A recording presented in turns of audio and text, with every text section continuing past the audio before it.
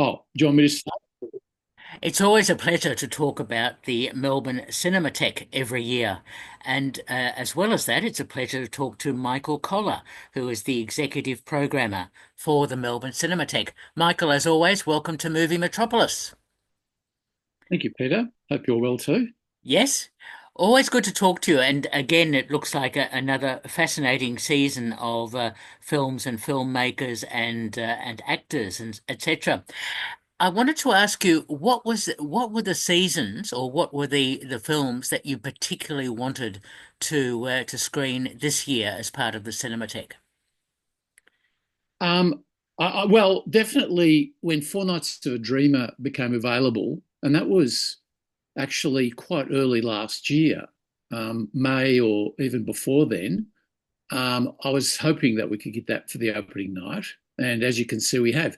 But in fact, interestingly enough, one of the big problems we've had with programming this year, and certainly getting restorations, is that people are snatching those up all over the place, well in advance of screening. So the film festival's already, as of I think November or so last year, was grabbing films that are in seasons, and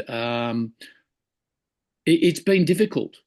It's actually been difficult because Ah, certainly the second film for opening night was literally confirmed, I think, 3 or 4 days before our screening.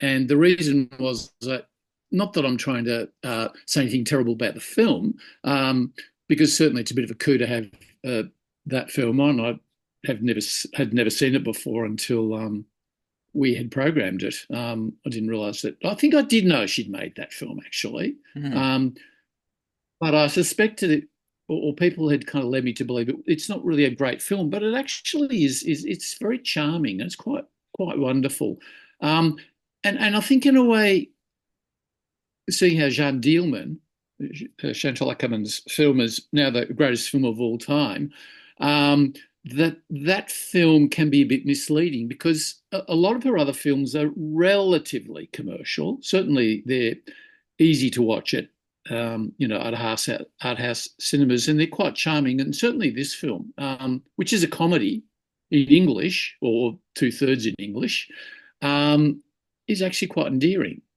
Have you seen it at all? Many years ago, I saw a number of Chantal Ackerman films, so I'm not sure what the context was, but I remember seeing them. So we're talking about A Couch in New York, which is the Yes, second film sorry. after Yes. Four Nights of a Dreamer, the Bresson film for opening night on Wednesday. So yes, that's quite a coup to get those two rarely seen Well, films. yeah, exactly, exactly. I think it's a great double, too, and they're very rare. And I mean, Four Nights of a Dreamer has not been around for about 20 years, and I'm really quite surprised that no one else grabbed it along the way. As I said, because of we've had lots of problems, we've had to completely change one season because the film festival had already kind of programmed this stuff, and the person who'd been negotiating over that went on holidays, and we started negotiating with someone else, and then at the last minute we had to change. Ah. And as I said, I kept trying to get something French to put on with Four Nights of a Dreamer, and every time I came up with something, it was like, oh no, you can't have that because it's going to be in the French Film Festival next year, or it's going to be in the European Film Festival, or something like that. And Uh, it th- was really, really hard. yes. No, Sorry. I understand. So seasons. I mean, again, this is what's really interesting. So our first season, the King Hu season, once the Valiant ones had been restored. This is a very strange tale. Had been restored, we decided, oh, let's do a King Hu season. It's about time. So of course we put all the films together, and then of course it turns out that the Valiant ones, even though it's been restored for DVD or Blu-ray or whatever, it's not available to rent. So that film's missing from our season. Oh. But if things go well, it may be our opening night film next year. Uh-huh. But I was a bit disappointed. But I think we've got a great selection of his martial arts films, and we've got a couple of the early ones, which they were very difficult to get to. The distributors of those were playing very hardball, and we almost didn't get either of those. In fact, one of them I think they didn't want to give us to start with at all. Ah, I'm quite familiar with So I'm Come really, Drink With Me. Yeah. It yeah, you all that yes, because that's and Fate of Lee Khan. That was on SBS for a while too. Yes, yes. Okay, so Yeah. that's excellent season coming up in February. Now, I love to see Roberto Rossellini films. Obviously, Rome Open City is such a great film, but you've got some rarities there as well. Well, I mean, we've done a few Rossellini seasons, and admittedly, what does that mean when they're 7 or 8 or 10 years apart? Um, but I think maybe no, it wasn't the last Rossellini season, the one before we had Rome Open City, but haven't shown it since. So I thought that it'd be a good opportunity because there's a number of Rossellini films that are well known, of which Rome Open City is one, and the War Trilogy especially. But once you get beyond that, um, there's obviously Stromboli and the Bergmans maybe to a degree, but people don't really know a lot about his other films. So one of the stipulations I made with this season is that we showed, well, Rome Open City, because we haven't shown it for a while, and that we show at least one of the Bergman films because that's what he's known for. Hmm. But as you said, there's a number there that I haven't seen either. I haven't seen. I think Joan of Arc of the Stake I may have seen, but I'm not sure about that. And that's on with a documentary but about Bergman that he made as well. Well, it's not really a documentary. It was a three-part kind of uh, portmanteau film, which is basically about her anyway. So yes, we've got General de la Revere, which people may know. India, I haven't seen, and I haven't seen Viva Italia, which is also known as I think Garibaldi or something like that. Uh-huh. Good.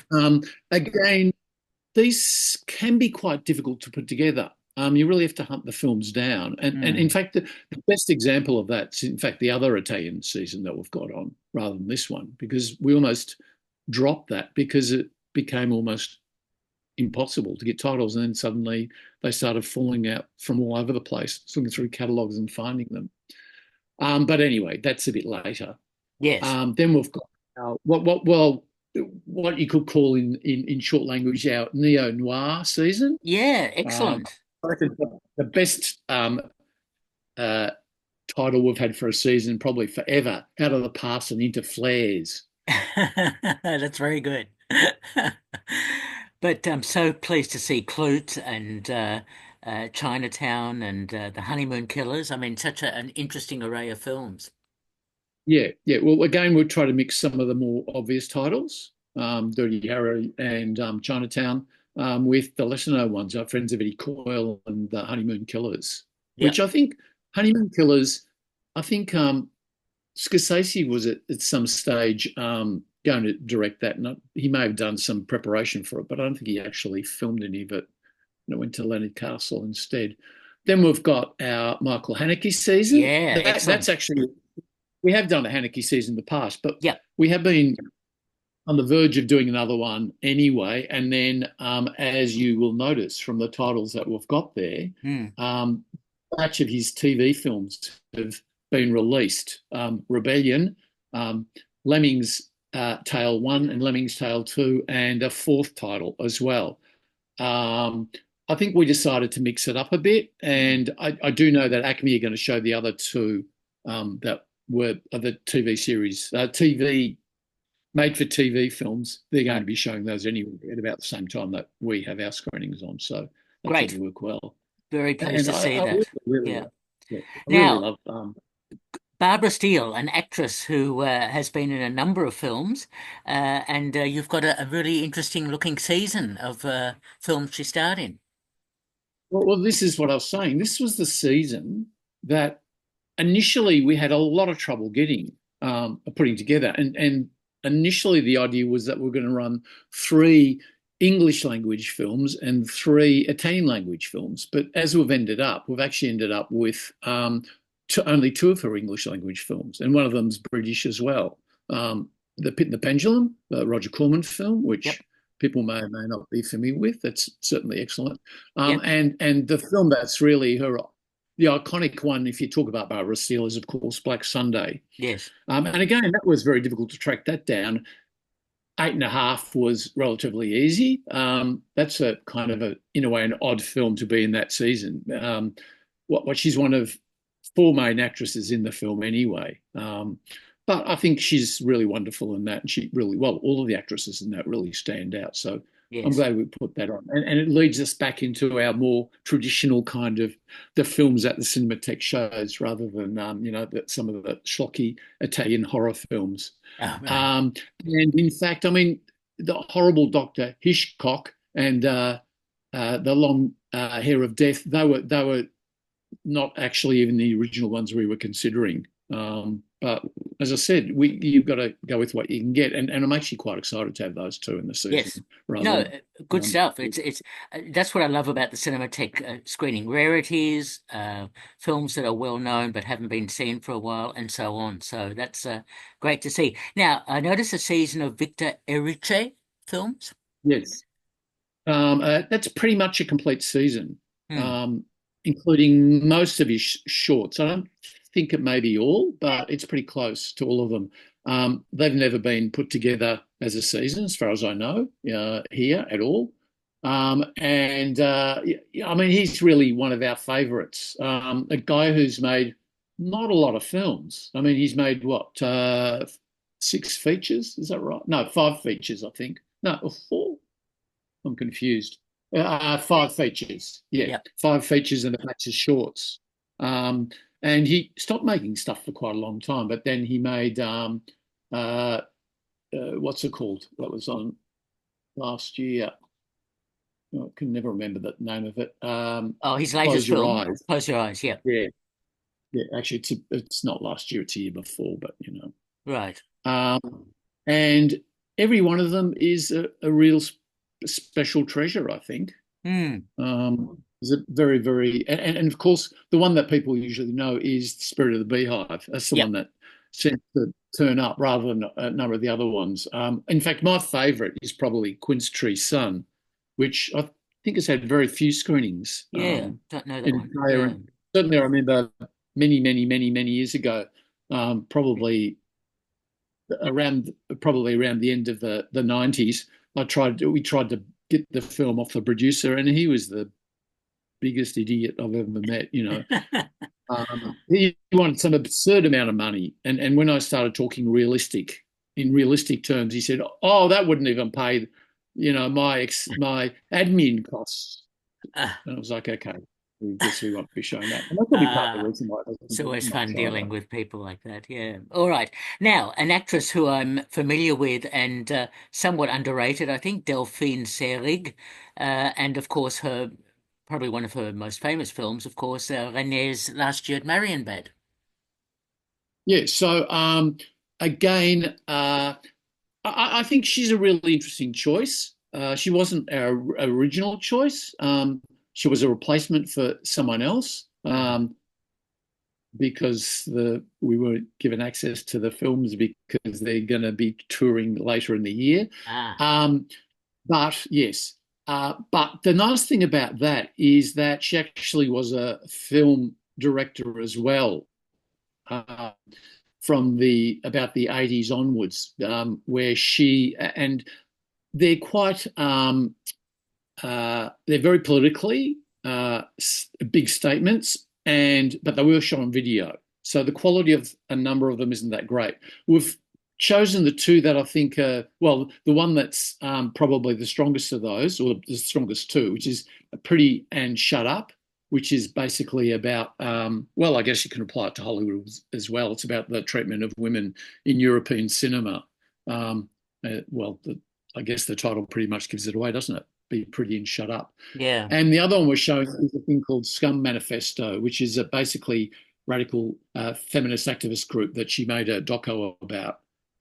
As I said, it, and she made another one which is quite interesting, a film about women in Vietnam during the Vietnamese War, which again we also nearly showed that, but the quality was pretty poor and it was unsubtitled.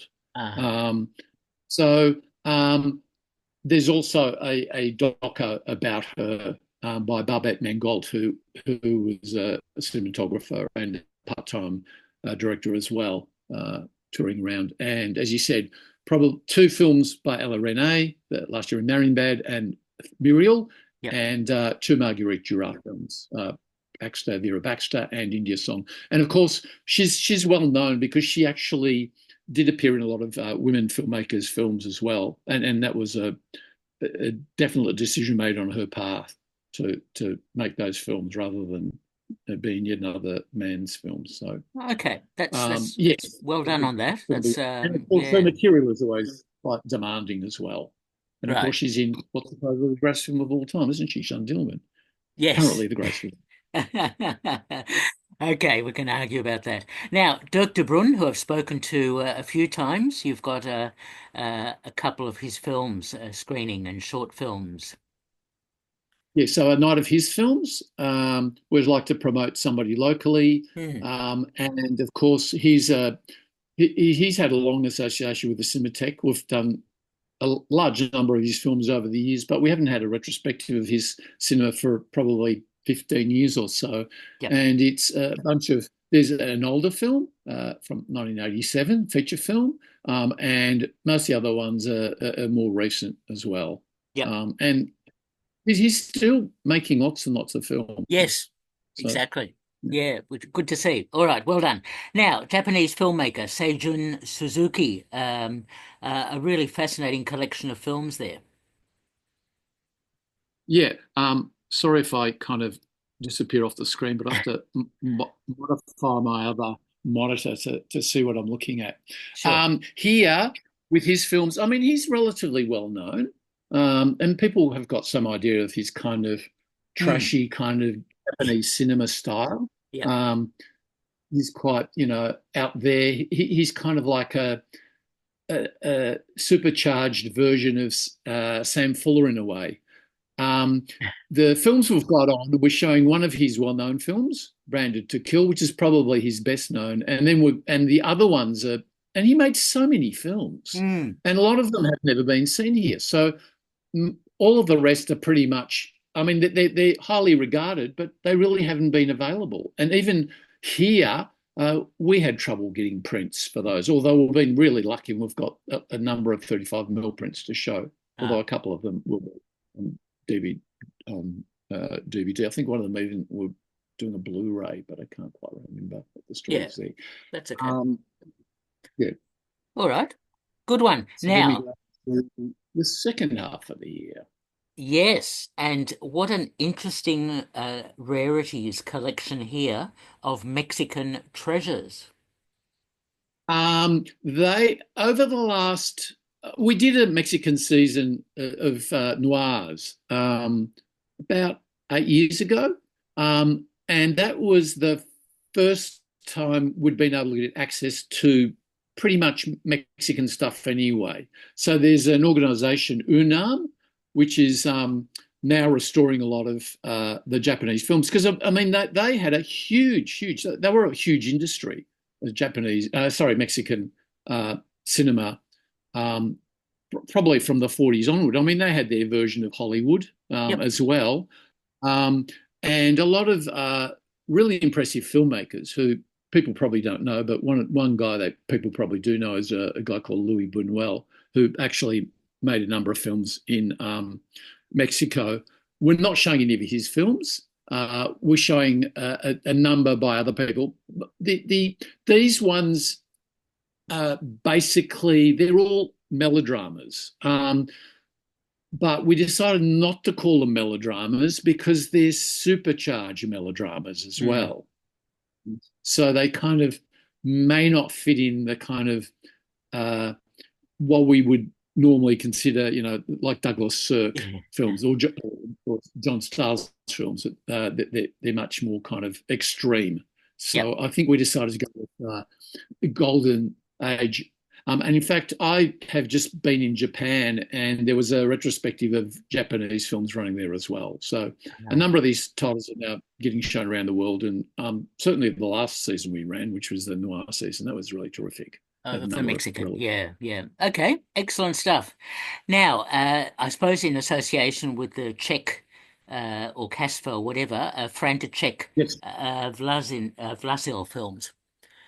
Yes. So he's there we are. One of the Czech Republic's most renowned filmmakers, and he made the film Markéta Lazarova, which is regarded as one of the great films of cinema. We did show that about 10 years ago, but it's in there being screened again. I mean, a lot of his films are historical dramas. I guess maybe that's partly related to the history of Czechoslovakia anyway. If you can't see it in a modern day film, maybe you can get away with it with a historical drama. So, I mean, I'm really looking forward to those. I've basically just seen, as I said, Marketa Lazarova. I haven't seen any of the other films at all. Okay, but again, a great looking season. Now, one of my favorite filmmakers is Ilya Suleiman, and I really love his self-referential films and his positive approach to things like divine intervention and It Must Be Heaven and so on. Really good filmmaker. They're really charming, aren't they? Yeah, They're like a much more uh, they are quite political, but they're also very disarming. A bit like yeah, Jacques Tati in a way, if he had a yeah, kind of was a political filmmaker. And I guess he's got a. I mean, I really admire him because as a Palestinian, he really has to tread a very fine line mm, before he can get called a terrorist or whatever, yeah, a tool of the whoever PLO or whatever you want to call it. So, but he's actually, yes, his films are really remarkable. I agree with you very much. yes, So we've got two nights of his stuff. yep, Again, he's not a prolific filmmaker. yep. And then you've got Um, Lino Brocca. right. So yes. Again, hang on, let me do this. This is kind of interesting because we wanted to screen his films with the Queer Film Festival, Ah, um, but in fact, I think Cerise kind of said, well, his films, obviously they've got gay elements in them, but they're much more very stridently political cinema. And I think he was a bit worried a couple of people on the board uh, might have the Queer Film Festival might have a problem with the films being shown with yeah, them as well. And I must admit, it has been more difficult over the last couple of years to do collaborations with the Queer Film Festival, and it's got nothing to do with Cerise. Obviously, it's got to do with the managing, committee kind of wanting to go for much, especially now that so much more materials available as yeah, well. And they don't understand all this kind of what's this old movie stuff, Who yeah, wants to yeah, see any of those? yeah. So No, yeah, I get but it. certainly we have got his basically the two main films he made, Insiang and Manila in the Claws of Light, and a couple of other lesser known titles. The other two are coming from the Bologna um, Institute, who do a lot of restorations, especially for the Film Foundation, which is the Scorsese organisation. Right. And yeah, I mean, it's not often you get to show films by Filipino filmmakers. So Yes. No, well done on that. Now, next we've got in November we're up to now Australian cinema and Pure Shit is such an incredible film by Bert Dilling. And of course, Sunday Too Far Away is an important film by Ken Hannem. Great to see you showing them. well, I think here that Adrian's idea, he put this season together. His idea was that 1975 was really a watershed for Australian cinema. Yeah. Was the year that My Breen Career got released as well, Picnic Hanging Rock maybe. Um, Hmm. and we don't need to show those. So I guess our token version of that is running Sunday Too Far Away. But we're running some of the other stuff. And as you said, Pure S. I think is a really remarkable film, Mm, made in Melbourne. yes. Very much so. And it's a really underappreciated film, I would say, because Yep. to me it really bolts along and it's witty and it's lots of fun, and it obviously has a very serious message, one that the mainstream um, would not really allow. And I guess the title is an attempt to kind of uh, kind of give the establishment the finger. And of course, David Stratton called it what the worst, the most dangerous film of all time, or something like that. Yes. Okay. Oh, the most evil film. Here it is. The most evil film I've ever seen. Evil. That was Okay. a All him. right. Love it. No, I'm glad you programmed those. And I notice you've got an evening of Australian women in animation, which is good to see. Yeah. So this is a season that's been put together by one of Adrian's students. It's Dr. Ruth Richards, and she's been doing a PhD on animation, women animators in Australia. So Hmm. I think it's. I mean, animation is nowadays it's all about feature films, isn't it? Yes. Whether they be animated or not, and it's not really much about shorts. So a lot of stuff seems to fall through the cracks. And um, when we first started looking at this, I thought, oh, we're going to have enough stuff for a whole night or whatever. But there's more than enough films made. And I mean, someone like Lee Whitmore. I mean, she was very prolific. Yes. Um, the sad thing is a number of these filmmakers haven't made that much stuff, and a number of them have also died. Yeah. But what's really interesting with that program is a lot of them were from Melbourne or are in Melbourne now, live in Melbourne now. It almost is a Melbourne program. Yes. It's very, And it fits in nicely too with Robert Connolly's film that's just been released, Magic Beach, which features yes. so much animation, including Lee Whitmore and a number of others. So, yeah, good one. All right, now let's talk about the final season in December, John M. Stahl Films. Now, he's made a number of films, some of which are somewhat controversial pre-code sort of films, but I remember specifically also Imitation of Life, which was so controversial at the time because of its dealing with African American sort of culture and Backstreet, etc. So this is a terrific season of films. Well, he is a guy that I've wanted to do a season on for a very, very long time. And obviously, the touchstone for him is Douglas Sirk, because Douglas Sirk remade a number of his films, including Yes. Imitation of Life and Session.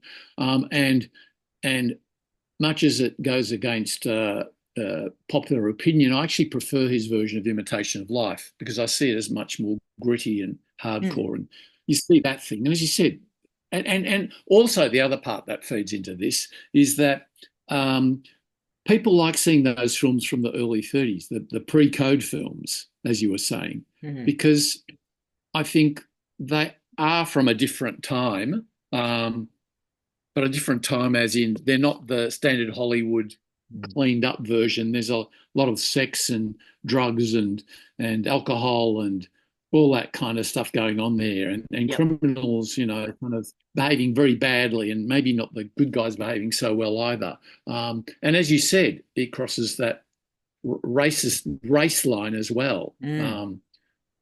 Yes, and he's a guy who has made a lot of films.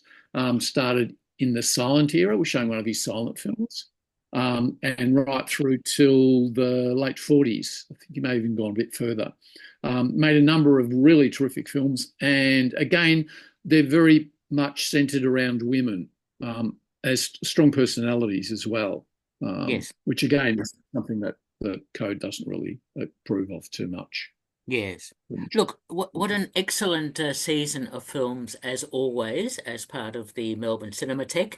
Let's talk about website, how people can book, all that sort of thing, because of course it's at Acme on Wednesday nights. Yes, so it's Wednesday nights. We've got a website which is melbournecinematheque.org, and we operate on a membership basis. Hang on, I'm just trying to get the membership fees up and things. And Yep. we have two types of membership. We have one that lasts for 3 weeks, which means that, and our seasons normally are 3 weeks long. So if you have a season of specific interest, maybe want to go see some Taiwanese or Chinese films, then you'll go to maybe the King Hu season, or maybe you're interested in martial arts and you want to go off and see those. I mean, because Mm. he was basically the first of the famous martial arts filmmakers Yep. who really took it incredibly seriously. Anyway, so we have two types of memberships. We have a mini membership, which allows you into three screenings, three consecutive screenings. And the price of those, it's a little bit more than you'll pay to go to the cinema, but it does include six films, and a large number of those are often imported. The price of those is $36.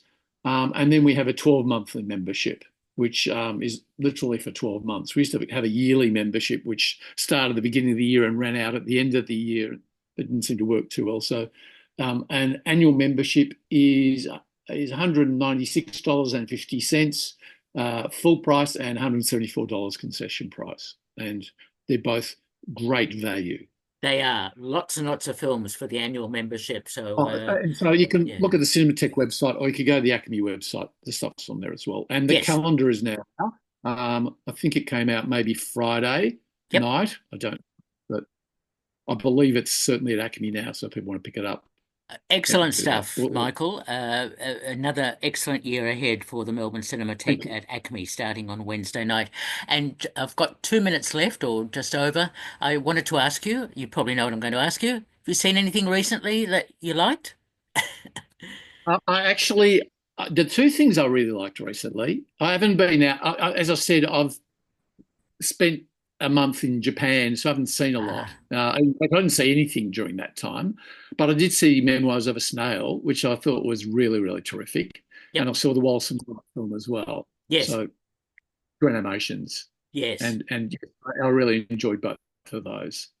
Absolutely endorse that. Other thing, Yeah. Go on. Sorry, you were about to say. no, that's all really. No, Yeah. that's all really. Michael. I was watching. Yes. Yeah, go on. No, no. What were you going to say? I have watched some older films. Yeah. I was watching the Randolph Scott Barbaricha westerns. Ah, I was really liked, but the one that I thought was absolutely beyond the others even was The Tall Tea, and I think great. that's because of Leonard Elmore's script. It's incredible for something made in the 50s as a western. It Yes. kind of just doesn't go with any of the cliches at all. You Mm, know, the there's long conversations of the hero with the main criminal, and the main criminal, his two sidekicks who are young guys. Even the hero says, well, they're the way they are because of their terrible upbringings. mm. And the Indians are treated much more sympathetically as well. Yes, So I yeah, agree. It's an excellent film. Michael, as always, a pleasure talking to you. We've been speaking to Michael Koller, who's the executive programmer for the Melbourne Cinematheque, and the 2025 season starting on Wednesday at Acme. Excellent array of films, as always. Michael, pleasure talking to you. Thank you so much. thank you, Peter. All the best. All the Talk best. to you again. See you later. Bye bye. Bye.